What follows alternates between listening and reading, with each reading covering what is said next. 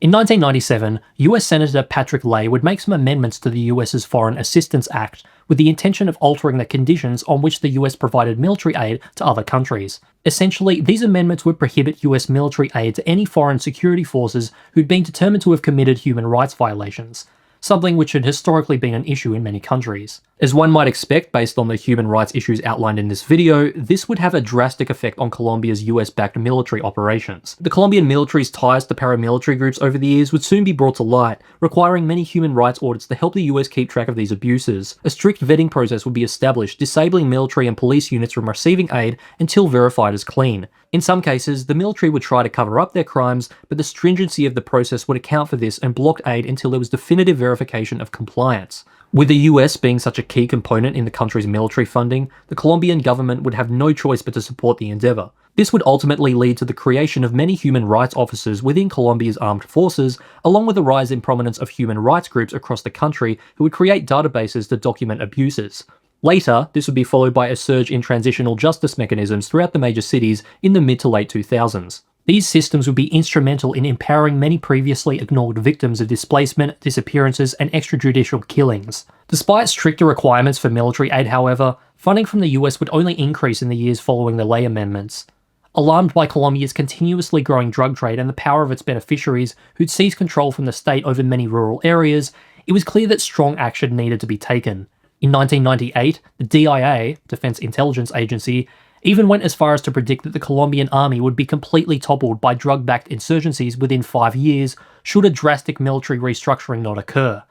Thus, the following year, a task force known as ExCom was created, aimed at countering narcotics and organised crime across Latin America by providing intelligence and emergency recommendations. The formation of this agency would be part of a broader US security strategy that viewed Latin America as a potential security threat following the Cold War. Colombia specifically was seen as the epicenter of this threat, given their status as the region's largest cocaine producer, along with their powerful guerrilla insurgencies. The US believed that if these groups weren't contained, Colombia could become a narco-state, where vast criminal networks could operate with international influence.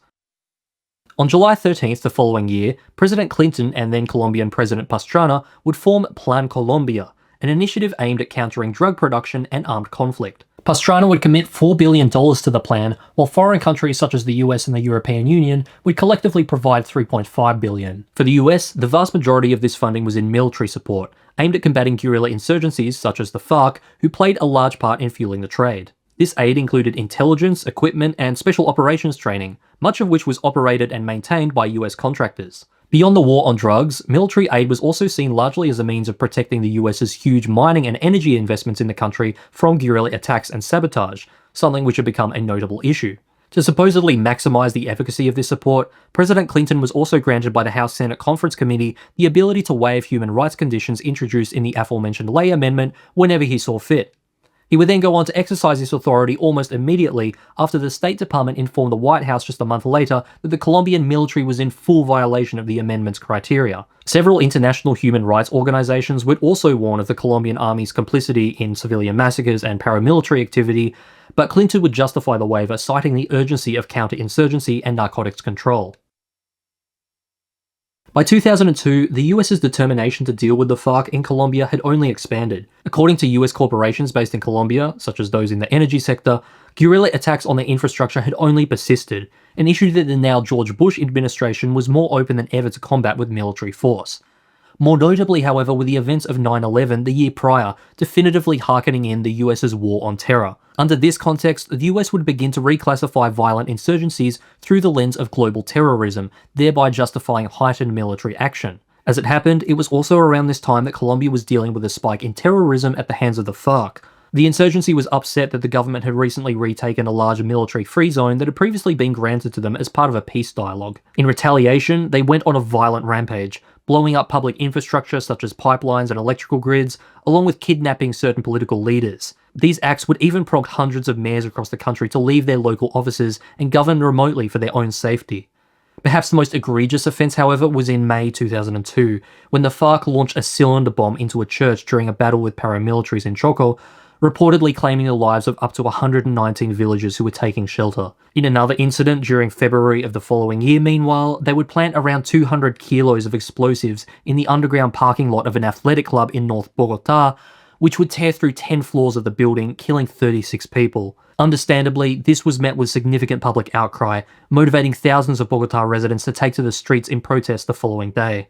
From here, societal sentiment would shift even further against the guerrillas. Beyond the regular business elite opposition, both the middle class along with civil society movements would also become more outspoken in their discontentment. This onset of guerrilla destruction, paired with the insurgency's involvement in drug trafficking, would even prompt the Bush administration to characterize the FARC as the most dangerous terrorist group in the Western Hemisphere.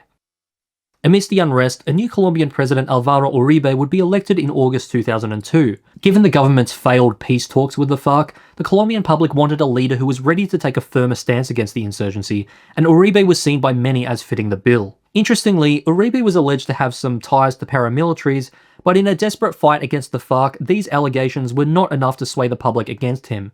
For the FARC, however, it was a different story. When Uribe was elected, they would immediately act by launching mortars at his inauguration ceremony, killing a reported 12 to 19 people. Uribe, not one to back down, would soon devise a plan, which would include an expansion of state presence and military force in guerrilla-controlled rural areas, aimed to weaken the FARC along with the ELN, the other main guerrilla insurgency. Allegations, however, would soon arise that many paramilitary groups had also been functioning as unofficial enforcers of Uribe's military strategy. Among these groups was the United Self-Defense Forces of Colombia, or AUC, a recently formed coalition of paramilitaries from across the country. Previously, paramilitaries had typically only operated as independent groups, or bloques, so the formation of a large body such as the AUC was particularly significant, as it allowed them to exert far greater influence. Their growing power meant that, despite pushing out both the FARC and ELN from many urban areas, and reducing their overall territorial control, objectives were not achieved without many human rights violations and massacres, as paramilitaries would often extend their attack beyond the immediate target.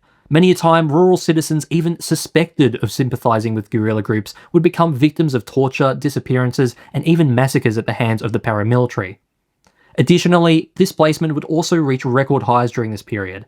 By the mid-2000s, over 3 million Colombians would be forced to evacuate their homes, some of the highest rates of displacement in the world at the time. As the controversy surrounding the paramilitaries mounted, Uribe would eventually attempt to counter their growing influence with a 2005 amendment titled the Ley de Justicia y Paz, or the Justice and Peace Law. The law aimed to demobilize and extract confessions from paramilitary groups such as the AUC in exchange for softer punishments such as reduced prison sentences. To some extent, it was a success. Tens of thousands of paramilitaries demobilized over the following years, including some of the top AUC leaders. Much to the government's dismay, however, many would include in their confessions details regarding government and national military links to their operations, including high-ranking generals. This would soon lead to the Parapolitics scandal, where in addition to the military, around 1/3 of the country's senators and Congress were revealed to have been in the pay of paramilitaries. Unfortunately, despite mass resignations, many however would evade justice through a variety of means, including political interference and plea bargains. Investigative journalists and prosecutors, meanwhile, would often be physically threatened when pursuing vital leads. Such political impunity would only reinforce public cynicism towards the government, with many now doubting their sincerity in reconciliation efforts. As for the thousands now demobilized paramilitaries, many would simply go on to operate under new criminal groups, often called BACRIM, short for Bandas Criminales or criminal bands, where they continue in acts of extortion and assassination, along with drug trafficking operations. A few years later, in May 2008, the Colombian government would abruptly decide to extradite 14 of the top paramilitary leaders to the United States. This operation was discreetly carried out overnight with no public announcement until the plane had already departed to the US. President Uribe's official reason for the extradition was that the leaders had failed to comply with the aforementioned law of justice and peace. The alleged reason, however, was, at least in some part, to silence further testimonies regarding government and military ties to the paramilitaries following the Parapolitics scandal. Most bewildering was the fact that, once in the US, the commanders were not tried for their war crimes at all, but rather only their involvement in drug trafficking. This would ultimately lead to shorter sentences, which, along with the following decline in testimonies back in Colombia, would leave many paramilitary victims without true justice. With the rise of the aforementioned bandas criminales, meanwhile, the power vacuum left by the extradited commanders would soon be filled. On the whole, Plan Colombia did help in reducing guerrilla terrorism to an extent. Part of this included Uribe's overhaul of security. Significant expansion would be seen in both the military and national police force, the latter of which doubled in size. To this, homicides would soon see a decrease of around 40% and kidnappings of around 80% between 2002 and 2006. Such results would also help motivate a marked increase in foreign investment. Meanwhile, in the years following, the FARC, with the help of some real-time US intelligence, would be the subject of several leadership decapitation initiatives, removing top commanders such as Tomas Medina Caracas, Gustavo Rueda Diaz, and Raul Reyes. The operation targeting Reyes via a 2008 military bombing was particularly controversial due to the fact that it occurred on the Ecuador border. Ultimately, this apparent violation of Ecuador's sovereignty would cause a diplomatic fallout with Ecuador, along with several neighbouring countries. Despite taking years to restore relations, however, Colombian operatives viewed the initiative as a vital success in their attempts to fracture the FARC's command structure. Speaking of high-profile operations, 2008 would also see the success of a highly coordinated and widely publicised hostage rescue mission. Known as Operation Jaque, the initiative would see the rescue of 15 hostages from FARC captors. Among the victims were Colombian police and military personnel, American defense contractors, along with former presidential candidate Ingrid Betancourt.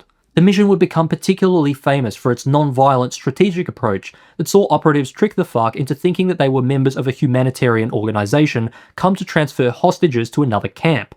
Of course, in reality, such an organisation wouldn't willingly choose to aid a rebel insurgency, but through some clever deception, the operatives would nonetheless earn the FARC's trust. From here, the FARC would allow its hostages to board a helicopter, which, unbeknownst to them, was operated by the Colombian military, merely disguised as human rights workers. Ultimately, the success of this operation would mark a major turning point in public perception of the government's fight against guerrilla groups. Uribe, for one, would see his approval ratings soar. This acclaim would ultimately net him a second presidential term, something which was only possible with a constitutional amendment. For a number of Colombians, however, the non-violent approach of Operation Jaque was merely viewed as an exception to the norm.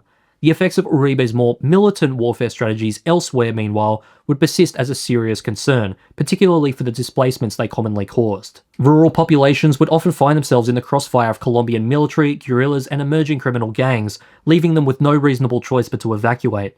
Entire communities would then be forced to move into city outskirts in poor conditions with minimal state support. Displacements, however, were far from the Colombian military's only emerging controversy. Another notable atrocity was the infamous false positive scandal, where it was revealed that the military had killed thousands of innocent civilians, framing them as guerrillas in order to inflate body counts for job promotions. Many of the victims were found to be young men, often lured from poor neighbourhoods with the promise of work, only to be executed before being dressed in guerrilla uniforms. In addition to these tragic crimes, there's also strong evidence to suggest that the Colombian military knowingly turned a blind eye to paramilitary support, who, as discussed, would often instigate extrajudicial killings and even massacres.